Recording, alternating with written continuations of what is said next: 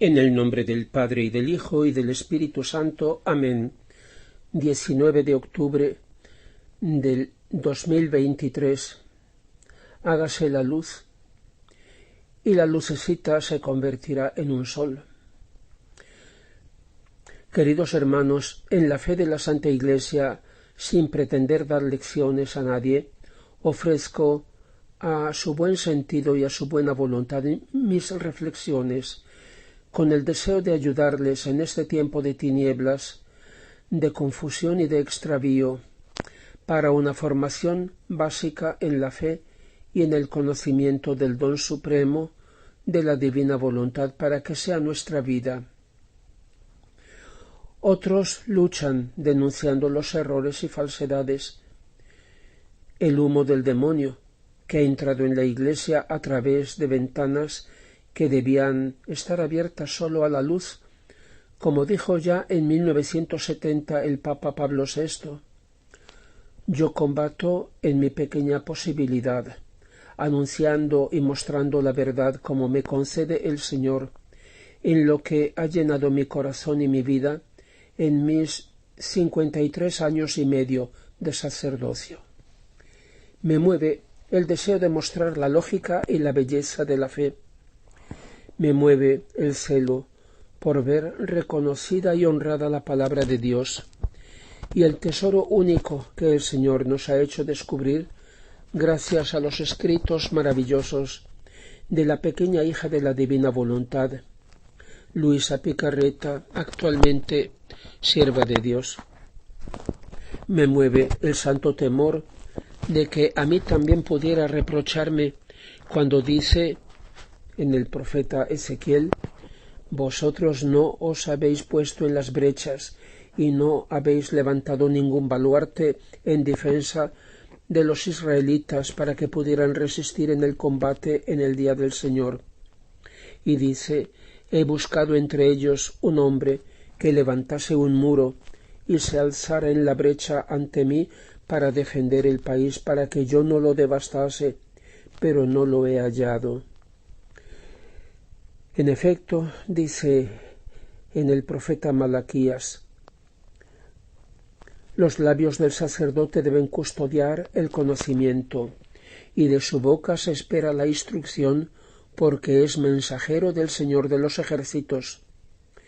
Y como dice San Pablo a su hijo espiritual Timoteo, te recomendé que invitaras a algunos a que no enseñen doctrinas diferentes y a que no hagan caso a fábulas y a genealogías interminables que más sirven para vanas discusiones que para el proyecto divino manifestado en la fe.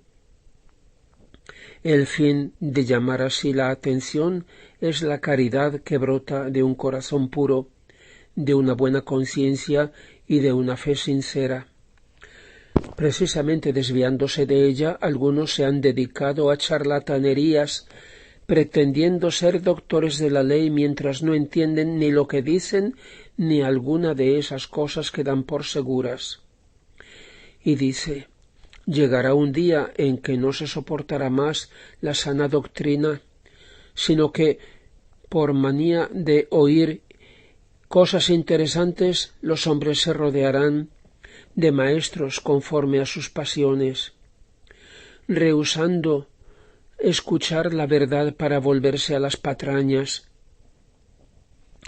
Todo esto, queridos hermanos, está pasando en nuestra pobre y santa Iglesia, como nunca antes había ocurrido. Lo dice San Pedro en su primera carta: ha llegado el momento en que empieza el juicio a partir de la casa de Dios. Y si empieza por nosotros, ¿cómo terminarán los que se niegan a creer en el Evangelio de Dios? Ha llegado el momento de tener clara la diferencia entre autoridad y magisterio, porque quien tiene una autoridad no significa que enseñe siempre la verdad. Toda autoridad que tienen los hombres viene de Dios. La autoridad de los padres sobre los hijos, la del esposo, cabeza de la esposa, como dice San Pablo en la 1 Corintios, la de los gobernantes sobre sus conciudadanos, la de los diferentes pastores de la Iglesia, párroco, obispo, papa. Claro, la autoridad no viene de abajo, del pueblo. El pueblo, el cuerpo social, puede delegar a alguien que lo represente, pero la autoridad que representa la de Dios viene de Dios. Dijo Jesús a Pilato: «Tú no tendrías ningún poder o autoridad sobre mí si no se te hubiera dado de lo alto». Y el apóstol Santiago dice: «Todo buen regalo y todo don perfecto viene de lo alto y desciende del Padre de la luz». Pero ¿cuál es su objetivo? ¿Cuál es la finalidad de la autoridad delegada por Dios? La de ayudar a los subordinados a que cumplan la voluntad de Dios. Por eso nunca podrá contradecir la verdad. No tenemos ningún poder o autoridad contra la verdad, sino en favor de la verdad, dice San Pablo al final de la segunda carta a los Corintios. No tenemos ningún poder o autoridad contra la verdad, sino en favor de la verdad. Por tanto, no debemos confundir estas dos cosas, autoridad y magisterio, las cuales, sin embargo, deben caminar unidas. Pero debe servirse de la autoridad, servirse de la voluntad de Dios, en nombre tal vez de la obediencia, para querer imponer la voluntad del hombre cuando se separa de la voluntad de Dios o cuando contradice la verdad que viene de Dios. Eso es diabólico. Por eso leemos en los Hechos de los Apóstoles que Pedro y Juan replicaron al sumo sacerdote Caifás y al Sanedrín: «Si sea justo ante Dios obedeceros a vosotros más que a él, juzgarlo por vosotros mismos. Nosotros no podemos callar lo que hemos visto y oído». Por tanto, quien tiene una autoridad debe estar muy atento para no sustituirse a Dios. Dice el libro de la sabiduría: «Escuchad, oh reyes, y tratad de comprender. Aprended, gobernantes de toda la tierra. Poned atención, vosotros los que domináis multitudes y estáis orgullosos del gran número de vuestros pueblos. Vuestra soberanía procede del Señor, vuestro poder del Altísimo, el cual examinará vuestras obras y escrutará vuestras intenciones. Porque aunque sois ministros de su reino, no habéis gobernado rectamente, ni habéis observado la ley, ni os habéis comportado según la voluntad de Dios. Con terror y en un instante Él se alzará contra vosotros, porque un juicio severo se cumple contra los que están en alto. El inferior merece piedad, pero los poderosos serán examinados con rigor. El Señor de todos no se retira ante nadie, no se impresiona por la grandeza, porque Él ha creado al pequeño como al grande y cuida igualmente de todos. Pero sobre los poderosos se efectúa una investigación rigurosa. Por tanto, a vosotros, oh soberanos, se dirigen mis palabras para que aprendáis la sabiduría y no vayáis a caer. El que conserva con cuidado santamente las cosas santas será santificado, y quien se haya instruido en ellas hallará una defensa. Desead, por tanto, mis palabras, buscadlas y recibiréis instrucción.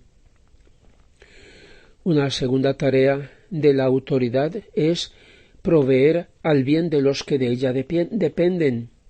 Proveer es encargarse con cuidado, procurar los medios que hacen falta para el cuerpo y con mayor razón para el espíritu, para realizar la finalidad de la existencia que Dios nos da, es decir, la asistencia y providencia de Dios pasan también a través de la autoridad que Él concede para el bien común.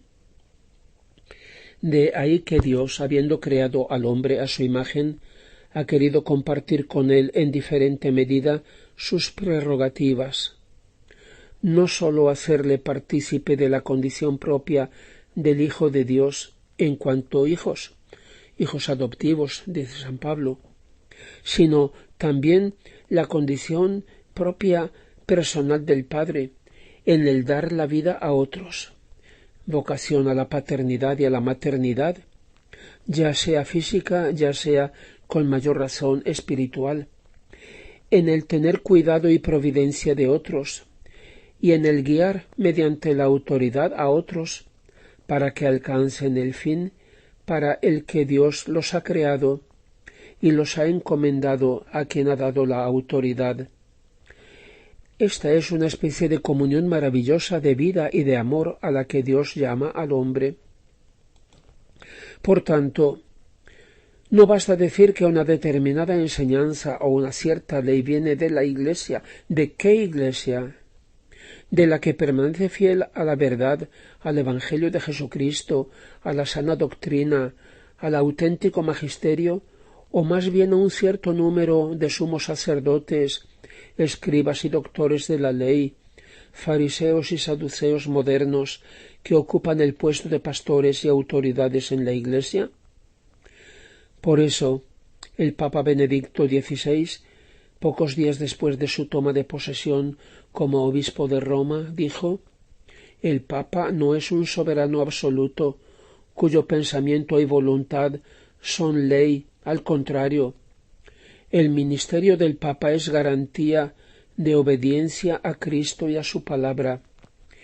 Él no debe proclamar sus propias ideas, sino vincularse constantemente a sí mismo y a la Iglesia, a la obediencia a la palabra de Dios, frente a todos los intentos de adaptarla y de diluirla, como frente a todo oportunismo».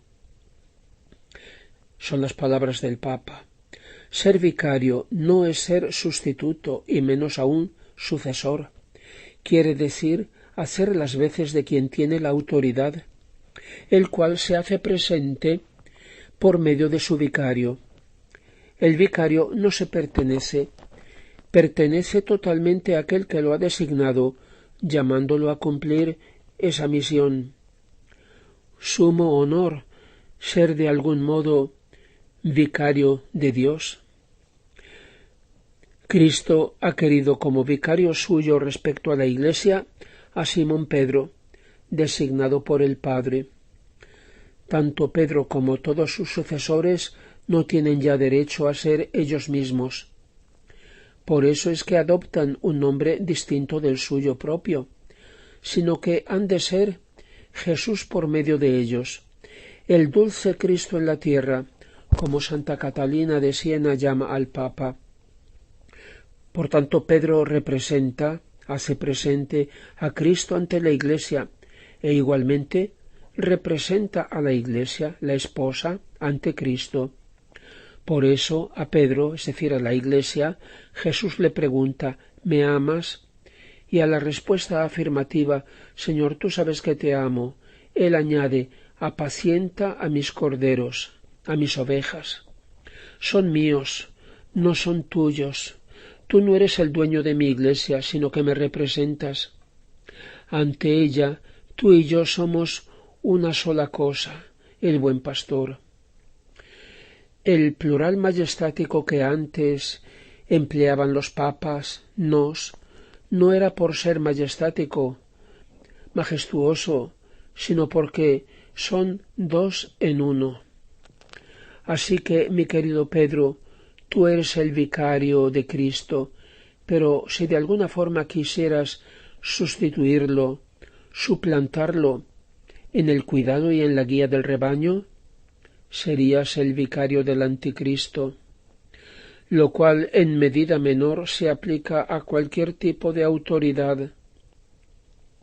Un segundo vicario ha querido Jesús, el apóstol Juan, su vicario respecto a su Madre Santísima, y como Juan, lo mismo nosotros, representados por él. En cada uno de nosotros la Santísima Virgen ha de encontrar a su único Hijo, a su Jesús. Jesús por medio nuestro, Jesús en cada uno de nosotros quiere seguir honrando y amando a su Madre, y en ella honrando y amando la paternidad del Padre. También el Padre Divino ha querido tener su vicario personal, digamos, respecto a Jesús y María, y es el querido San José. Y como ha hecho las veces de padre ante sus dos tesoros, así desde el cielo continúa ocupándose del cuidado de la Santa Iglesia, de la Sagrada Familia Mística de Cristo. Además, todos somos llamados a ser, en diferentes modos, vicarios de Cristo ante nuestros hermanos. Él lo dice: el que acoge a aquel que yo envíe, me acoge a mí; el que me acoge a mí, acoge a aquel que me ha mandado. Y dice: aquel día sabréis que yo soy en el Padre, y vosotros en mí, y yo en vosotros. Queridos hermanos, pidamos al Padre Divino que, como al principio, diga: hágase la luz, y separe la luz de las tinieblas, que repita su palabra fiat lux en su familia, que es la Iglesia, empezando por nosotros, que amanezca la verdad, que ya no sea presentado como miel lo que es veneno, que se reconozca el bien y el mal. La Iglesia, reducida a una débil lucecita, no morirá, aunque parezca muerta por un momento a los ojos del mundo. El Señor viene a despertarla y dirá: Talita cum, niña, levántate. Fiat lux. Acabará la noche y la lucecita se convertirá en un sol. Gloria al Padre, y al Hijo, y al Espíritu Santo, como era en el principio, ahora y siempre, y por los siglos de los siglos. Amén.